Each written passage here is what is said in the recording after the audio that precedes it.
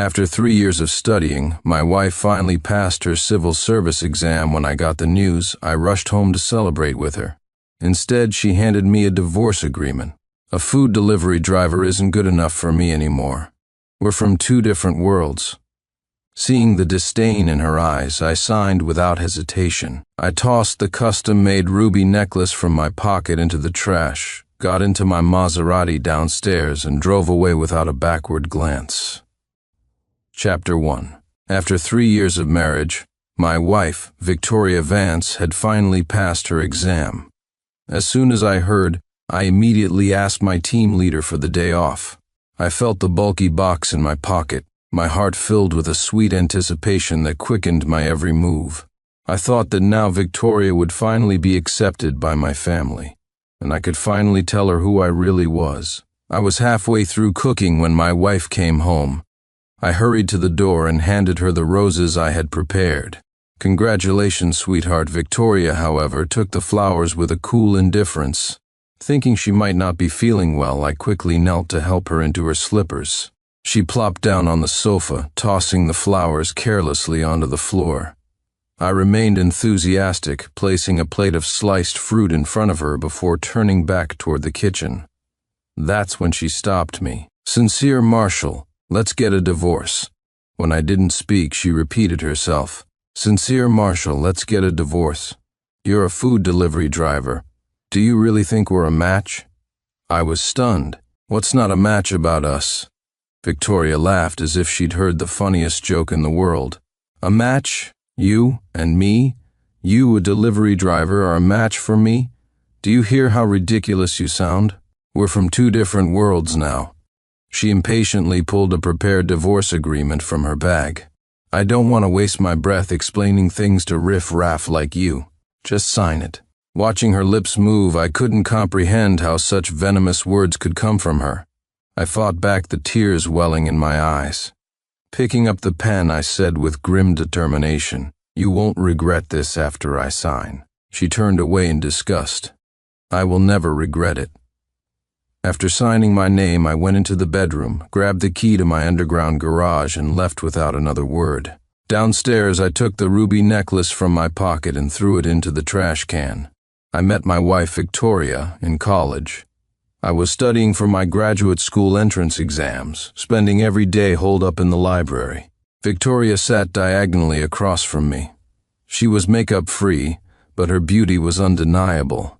Though I stole glances at her every day, I never worked up the courage to speak to her. We finally got to know each other when she borrowed a sheet of scratch paper from me. I hadn't been looking for a relationship, but she was so warm and vibrant, like a little sun encouraging me onward. Under the immense pressure of my studies, I desperately needed an emotional sanctuary. One thing led to another, and we got together.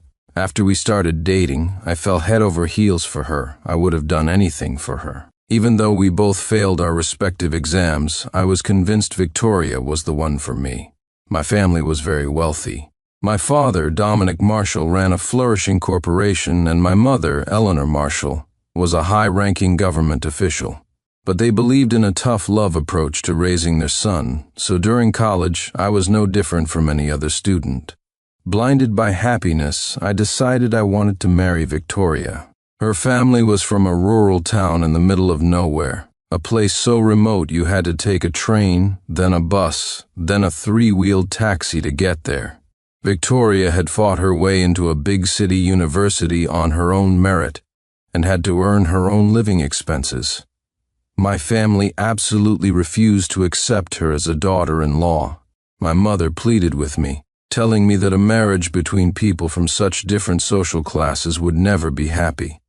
In response, I threatened to cut ties with my family, declaring that then we would be a perfect match. My family, thoroughly disappointed, finally washed their hands of me.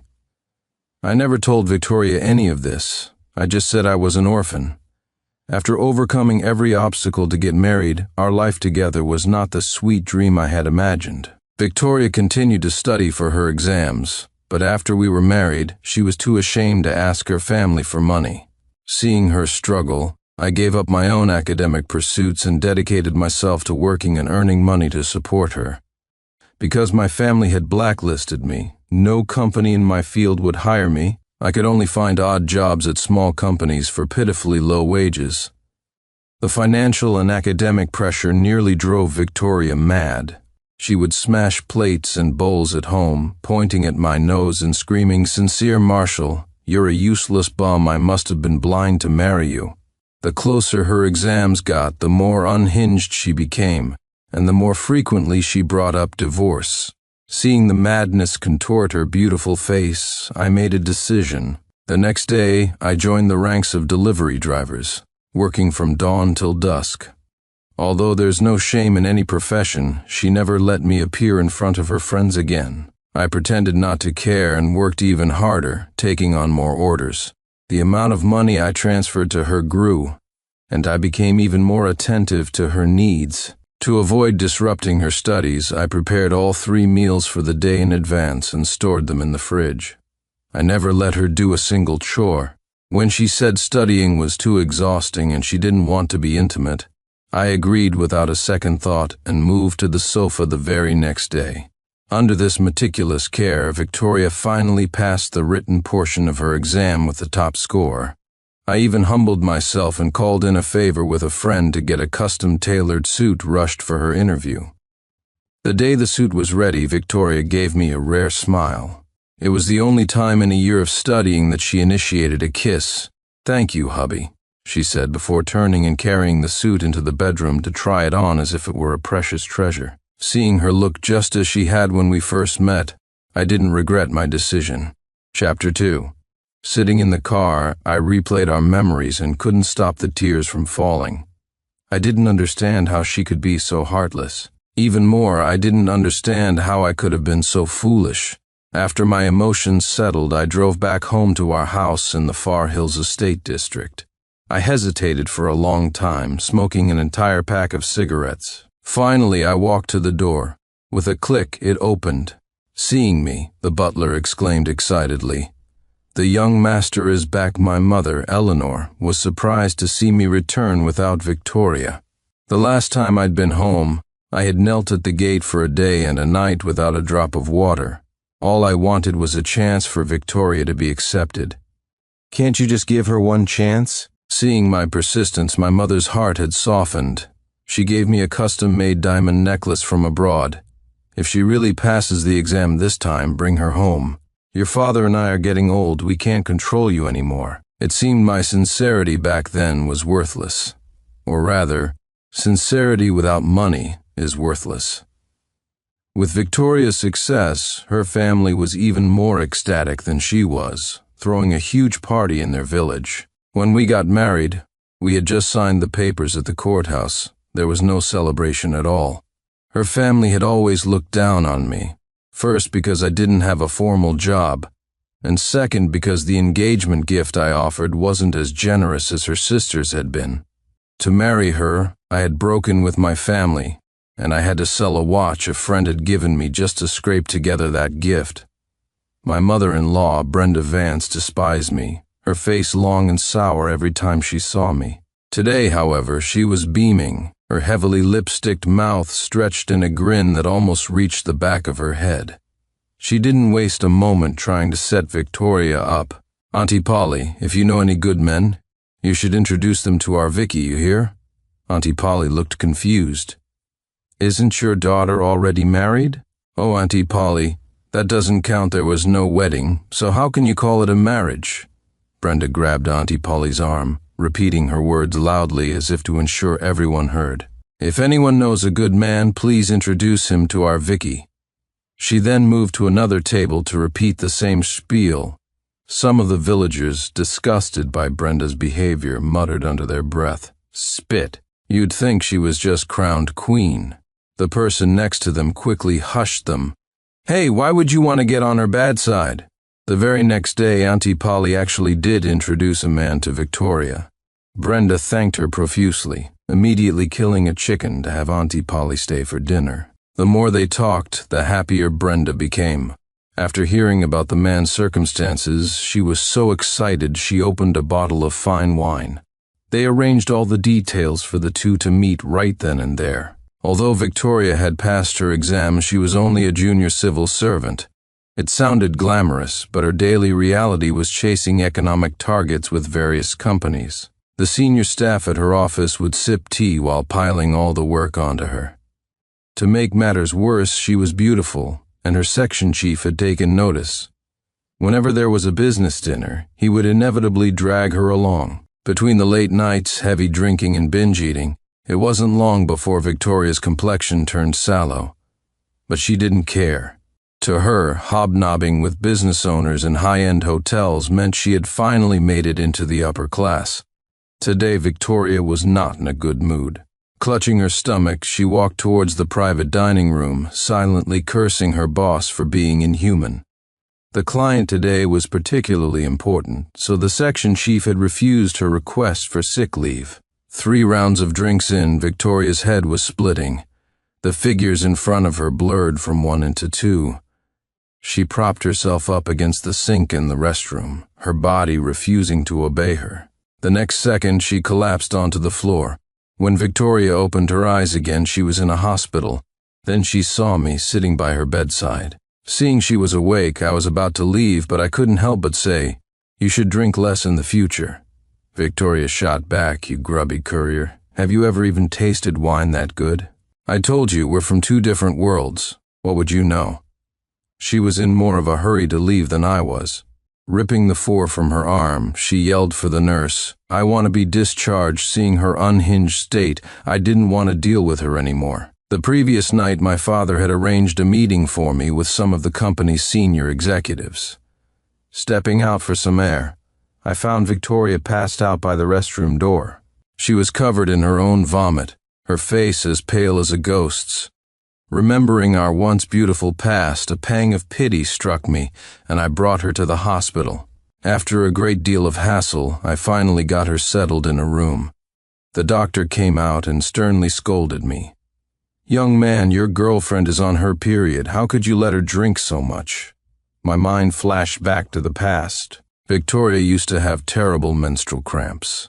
Whenever that time of the month came, I would make all sorts of sweet soups for her. I would massage her pressure points for days in advance and make sure she soaked her feet every night.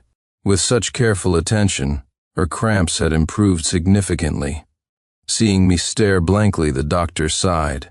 "You young people are so irresponsible." Not knowing how to explain, I could only apologize profusely. After being berated by Victoria, my heart was in turmoil again.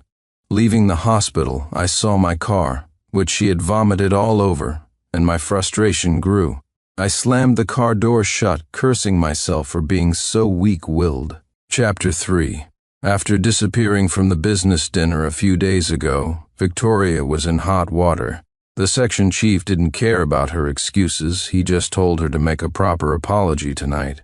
I pulled up to the Hausching Hotel, one of our company's properties, in my newly acquired Lamborghini. Just as I got out, I saw Victoria. Her face was caked in a thick layer of foundation, a clear sign she hadn't fully recovered. A flicker of concern rose in me, but fearing she would see it, I decided to head straight into the hotel.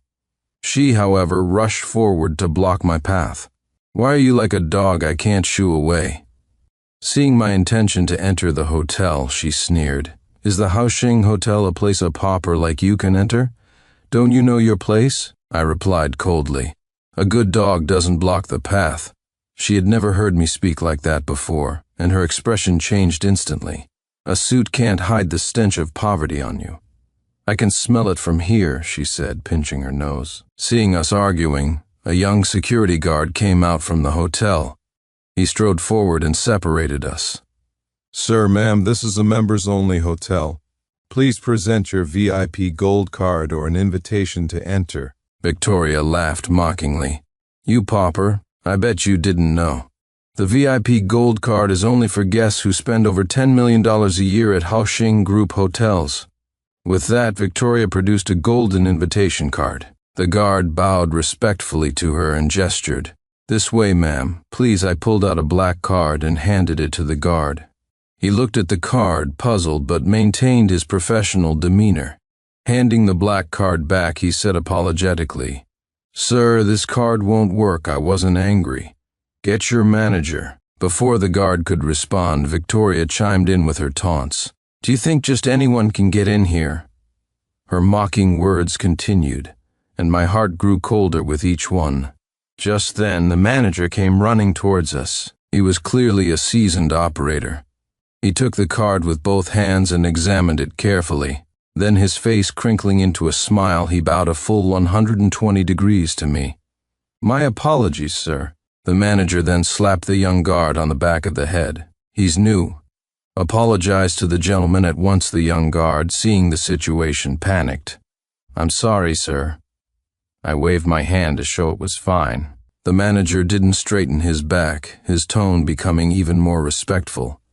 "Allow me to provide you with our exclusive guide service. This way, please." At that moment, a dozen more guards ran out and formed 2 neat lines at the entrance. "Welcome, our most distinguished guest," the young men shouted in unison. The attention of the entire lobby turned to us, making me feel a bit awkward. I ignored Victoria, who was frozen in place, and walked briskly through the lobby into the exclusive elevator. The young guard asked the manager, bewildered, "What kind of card is that?"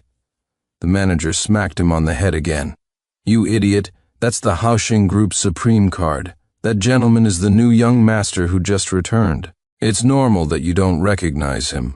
I heard he's back to take over Haoxing's subsidiary, Wansheng Company, and will probably return to headquarters after he's made his mark." Victoria stood at the hotel entrance fuming. Power-tripping lackey, she thought. God knows where he got that card. Composing herself, Victoria also entered the hotel. Her section chief had pulled several strings to get a meeting with Mr. Lawson from Wansheng Company. Having heard beforehand that Mr. Lawson had a weakness for beautiful women, the section chief immediately thought of Victoria. At the door of the private room, Victoria took a deep breath. Adjusting her short skirt, she put on her professional smile and pushed open the door. "So sorry I'm a little late. I'll drink 3 glasses as a penalty." After several rounds of drinks, Victoria had already been to the restroom to throw up 3 times. She had just returned when Mr. Lawson wrapped an arm around her. He brought his pig-like face close to her neck, took a deep sniff, and said lecherously, "Beautiful women are just different. You still smell so good even after coming out of the restroom." Victoria fought back her nausea and tried to break free, but she didn't have the strength. As they struggled, Mr. Lawson's phone rang abruptly. He sobered up instantly, pushed Victoria away, and shouted, "Everyone quiet." The entire room fell silent. "Not busy." "The new one?" "Oh, you flatter me. Just a moment, I'll be there in 5 minutes. It's no trouble at all." After hanging up, Mr. Lawson waved his hand to dismiss the party. "That's all for today at that." The section chief hurried over with his glass. "Mr. Lawson, could you perhaps introduce us to this important person?" Mr. Lawson thought for a moment and pointed to a few people. "You few, I'm going to change. Wait for me at the door." Victoria, who had been pointed out, was overjoyed. She rushed to the restroom to touch up her makeup and doused herself in perfume, terrified of smelling like alcohol. The small group followed Mr. Lawson up to the presidential suite on the top floor. Victoria's heart pounded all the way up. When she entered the room, she didn't even dare to lift her head. Then she heard a familiar voice. Victoria's head snapped up, and losing her balance, she fell to the floor. Chapter 4. In the presidential suite on the top floor of the hotel, I was rapidly flipping through the files stacked in front of me. "Mr. Marshall, these are our current projects," my secretary explained. "And these are the proposed cooperative ventures," she said, pointing to another stack of documents.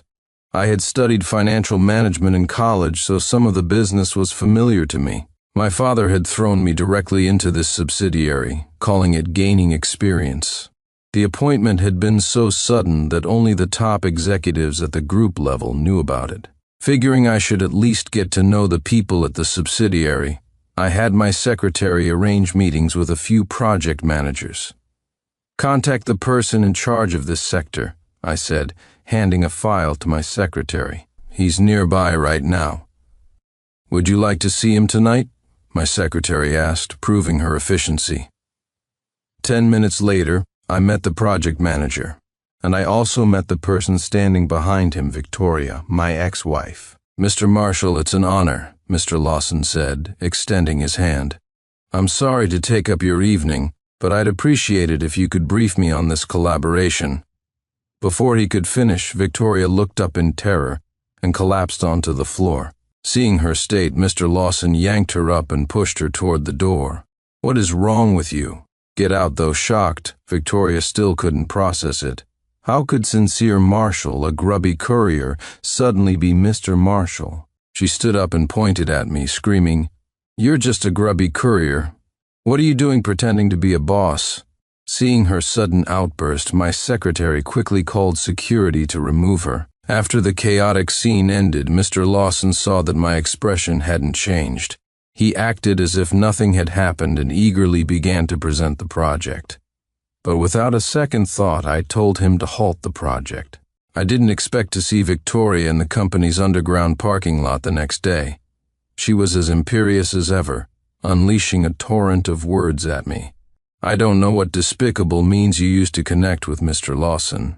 You want to get back together, don't you? Forget about it. I'd rather marry a pig or a dog than you. I bet you don't know, but my mom introduced me to a boss from Haosheng. He's a million times better than you." With that, she swung her little purse and walked away. That afternoon, the secretary I had sent to investigate returned with a report. The man was someone I was both surprised and not surprised to hear about, my father's driver, Sammy March. A few years ago, he had been deep into gambling. When he lost, he'd go home and beat his wife until she couldn't take it anymore and ran away. But he was a decent driver, so my father never replaced him. He had been doing well for himself these past few years, always in a suit and tie, and some people would flatter him by calling him Mr. March. I figured I should respect her choices. Who she dated was none of my business. After hearing the report, I called my mother. "I agree to the blind date. You can arrange it." My mother was beyond excited. "Oh, son, that's wonderful. You've finally seen the light." "I'll set it up right away," she said, and promptly hung up. Standing in an amusement park in my custom-tailored suit, I felt completely out of place. After confirming several times that this was indeed the right location, I had no choice but to wait at the entrance. Before I left, my mother had given me 1,000 instructions, and I didn't want to disappoint her. Soon a girl in a white dress appeared. She had bright eyes and a radiant smile, her eyes blinking like stars in the sky. Grinning, she ran towards me like a little rabbit. When she reached me, she took my hand. "Sincere, long time no see, Sincere," I thought to myself. This girl was certainly forward. She pulled me into the amusement park, insisting we ride every single attraction together. I was reluctant at first, but I eventually got into it, having even more fun than she was. But before we could finish, the park was about to close. It was only then that I remembered I hadn't asked for her name. When I asked, she looked disappointed. "Sincere, you really forgot about me." But then, memories began to flood my mind. Grace Grant? You could say she was my first love. We were desk mates in our senior year of high school. We had always promised to go to the new amusement park together as soon as it was built. I had planned to confess my feelings to her there after graduation, but fate had other plans. The amusement park was completed, but she was gone. She didn't take the final exams that year. She went abroad instead. She left me a letter telling me to wait for her to come back. We hadn't contacted each other in all these years, and I had truly forgotten about her and about that letter. "As long as you remember now," she said, pretending to be angry, her puffed-out cheeks making her look even cuter. I reached out and poked her cheek, and she burst out laughing. Looking at her familiar yet strange face, I was transported back to that innocent time in high school. The old spark, long dormant in my heart, began to pound once more. Chapter 5. When Victoria first heard she was being introduced to some big boss, she didn't believe it. What kind of important person could Auntie Polly, a village woman, possibly know? She was better off finding someone on her own. Her doubts vanished the moment she arrived at the restaurant. The menu was entirely in French, and every dish was exorbitantly priced. The waiter was a foreigner, and Victoria couldn't understand a word he said. Even the other patrons were dressed formally, and Victoria felt a pang of insecurity looking down at her own dress, which had only cost a few $100s. To avoid embarrassing herself, when Sammy March asked her to order, she simply told him to decide. Watching Sammy order fluently, the admiration in her eyes was impossible to hide. Although Sammy was hardly a looker and his hair was a bit thin, she saw his designer suit and the understated luxury car he drove. Victoria felt like she had hit the jackpot. She cautiously asked if he minded that she had been married before. To her surprise, Sammy quoted classics and claimed to be a feminist who didn't care about such things at all. Under the combined influence of his words and the alcohol, Victoria started to find his ugly face handsome and charming. Without further ado, Victoria ended up in Sammy's bed that very night. The next morning, Victoria woke up feeling a little shy, worried that Sammy would think she was too forward. But one look at Sammy's pig-like face, drool trickling from his mouth, made her recoil from the memory of last night. Under the influence of alcohol, she had thought Sammy had a certain charisma. Today, looking at his face, she was genuinely startled. Small triangular eyes, a garlic bulb nose, and a face gleaming with oil. Victoria couldn't bear to look any closer and quickly tried to get dressed and leave. Sammy, waking to the movement beside him, wanted another round. God knows how long it had been since he'd been with a woman, but this little thing was now refusing him. He secretly planned to make their next meeting count, and then hurriedly drove Victoria to work. A colleague saw the luxury car dropping Victoria off and, noticing she was wearing the same clothes as yesterday, couldn't help but tease, "Lucky you, Vicky." No matter how Victoria tried to explain, they all gave her knowing looks and walked away giggling. She felt a little embarrassed, but also thought her colleagues were envious of her, so her mood wasn't bad. Remembering that the next day was Saturday, Victoria messaged Sammy to ask him out. Sammy had saved up a little money over the past 2 years of not gambling. Yesterday's dinner had been secretly charged to the company account, and the suit was borrowed. When he saw that Victoria wanted to go to the Wansheng department store, he felt a sharp pain in his wallet. That would cost a fortune, but the memory of the young girl's soft body from the night before steeled his resolve. He made a call home and tricked his family into sending him the money he'd supposedly been saving for a bride price. Watching Sammy spend even more lavishly than the day before, Victoria was completely smitten. He had spent tens of thousands on her in just one shopping trip. She thought of her pauper ex-husband. In all their time together, he had never bought her anything significant. He wouldn't even go to a department store with her. Wasn't it just because he was afraid of spending money? Thinking of him made Sammy's confident swiping of the credit card seem all the more charming, and as luck would have it, she ran into him right there. After taking over for a few days, I discovered that the subsidiary had significant problems. The department store's data looked good on paper, but its performance hadn't grown in years. I decided a field visit was necessary to identify the issues. To avoid being noticed, I went without my secretary and changed into a generic brandless tracksuit. As I was wandering around, I ran into Victoria and Sammy. Victoria, a smug look on her face, linked her arm through Sammy's and walked towards me. I was wondering why this nice mall suddenly smells of poverty. Turns out a beggar snuck in. Thinking it best to avoid trouble, I tried to walk around them and leave. Victoria glanced at my clothes, convinced that the whole Mr. Marshall thing must have been a sham. She became even more brazen. "You used to kneel and change my shoes for me all the time, didn't you? As it happens, Mr. March just bought me new shoes. How about you kneel and change them for me now?" I shoved Victoria away, and she stumbled right into Sammy's arms. She immediately put on a wronged expression and complained to Sammy, "This is that pauper ex-husband of mine." Chapter 6. Sammy March had never seen me before. He had only heard Victoria's side of the story. Seeing her pained little face, he decided to stand up for her. "Hey, buddy, that's not right. You never bought Vicky anything when you were together, but I hear you're pretty good at serving people. See my leather shoes? They're a little dirty. How about you lick them clean for me?" Seeing Sammy defend her, Victoria fell for him even harder. She chimed in, "How much do you make delivering food? If you serve Mr. March well, he won't treat you poorly." I watched the two of them, chattering away like a pair of clowns. I walked towards Sammy. "Sammy March, have you really forgotten who you are?" Leaning close to his ear, I whispered, "Aren't you just a driver? And now you're pretending to be a boss." Then I slammed my shoulder hard into his. The impact sent him sprawling. Sammy, for all his bulk, was surprisingly weak and had no strength at all. He was also completely shocked that I knew his identity. He just sat there on the ground, stunned, and watched me walk away. Victoria saw me leave just like that, and was a little embarrassed by the sight of Sammy sitting on the floor. Her face instantly fell. It took Sammy buying her another handbag to cheer her up and bring a smile back to her face. The two of them, all lovey-dovey, stumbled back to a hotel. Once the lights were out, Sammy took advantage of Victoria's passion and went straight for it. This time he was thoroughly satisfied. The next morning, he got what he wanted again. Victoria hadn't been feeling well lately, constantly exhausted.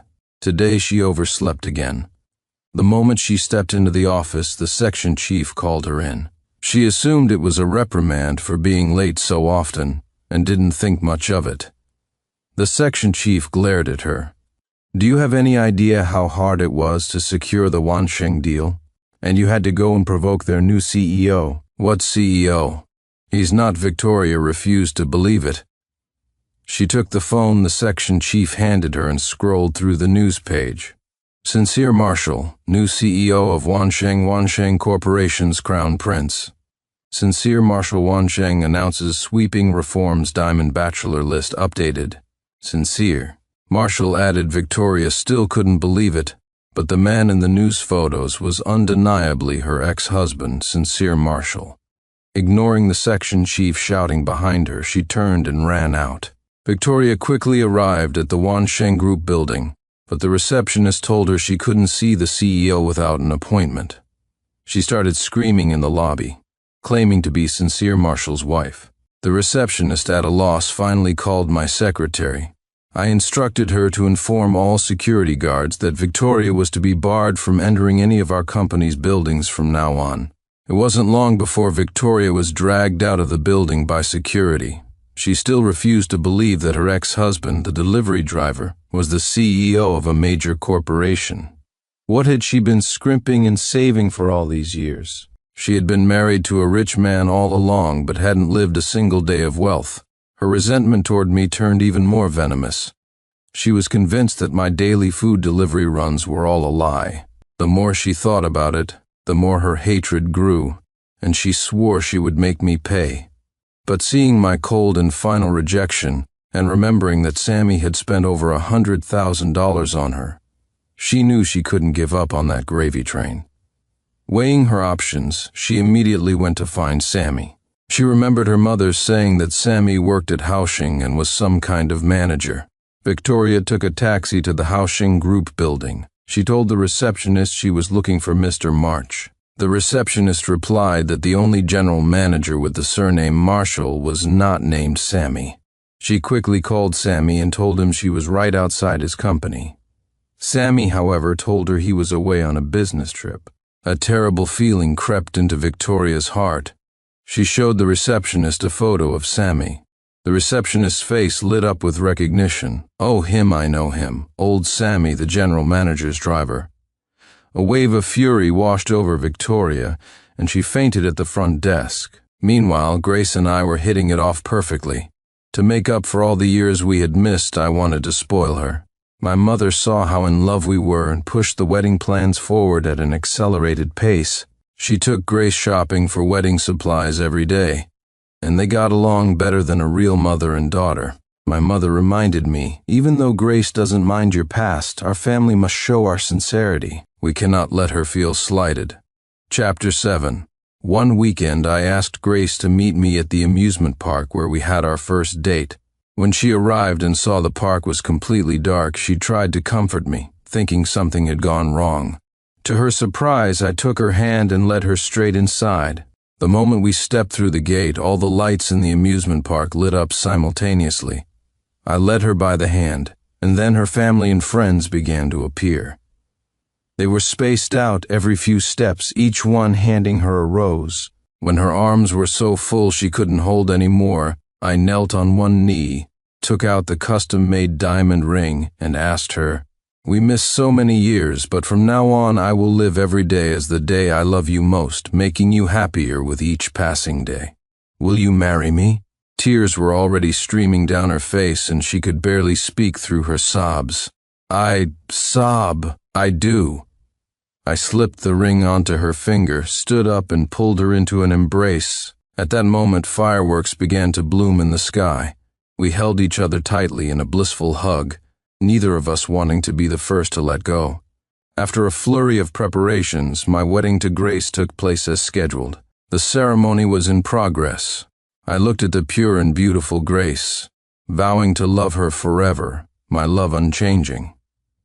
In that moving moment, as our guests were touched by our love, Victoria burst in. She was wearing a wedding dress that couldn't hide her pregnant belly, her makeup streaked by tears. She created a massive scene, shouting that she was carrying my child. I glanced at her stomach. It was clearly no more than 5 months along. We had been divorced for a year. I ignored her behavior, afraid Grace might misunderstand I was about to explain. But she was calm, sincere. "I trust you." I led Victoria out of the venue, trying to get her to stop, but she suddenly pulled out a pair of scissors and lunged at my stomach. One stab, then two. My body went numb. The only thing I could hear was Victoria's crazed voice. "Let's go to hell together." A month later, I opened my eyes to see Grace's worried face. "Sincere, you're finally awake," she said, tears rolling down her cheeks. I reached out and hugged her. "I will never be separated from you again." For intentional assault, Victoria was sentenced to 7 years in prison. On the day of the wedding, after seeing me collapse, she had violently stabbed herself, trying to die with me. The extreme emotional distress and massive blood loss led to a hysterectomy. She would never be able to have children. Due to her criminal record, she was fired from her job and permanently barred from public service. When she woke up from surgery, she had lost her mind, constantly asking for her husband. She would say, "I have a husband who loves me most." "Hubby, where are you?" After a psychiatric evaluation, it was determined she would spend the rest of her life in a mental institution. Sammy March was fired from the company for embezzling funds. Without a job, his hands started itching for the thrill of gambling again. He actually won a lot at first. If he had stopped then, he might have been able to live a decent life, but a gambler never quits. Inevitably, the day came when he couldn't pay his debts, and his hand tendons were cut. He refused to accept his fate and tried to cheat his way to a big win, but he was caught. This time, both of his hands were cut off to settle the debt. Now he could only wander the streets as a drifter, and before long, he too ended up in prison. A year later, Grace and my child was born. I named her Summer Marshall. Her name, a play on ours, signifies my constant love for Grace and the sunshine she brought back into my life. Under my management, the subsidiary's performance skyrocketed, and I returned to the head office. Holding Grace and looking at our child, I felt like the happiest man in the world. I reflect on the first half of my life. I did love Victoria, but she hurt me too deeply. I've sometimes wondered, if she hadn't asked for a divorce, would we be happy now? But there are no do-overs in life. People have to be responsible for the choices they make. I don't regret my choices, and I hope you don't regret yours either. The end.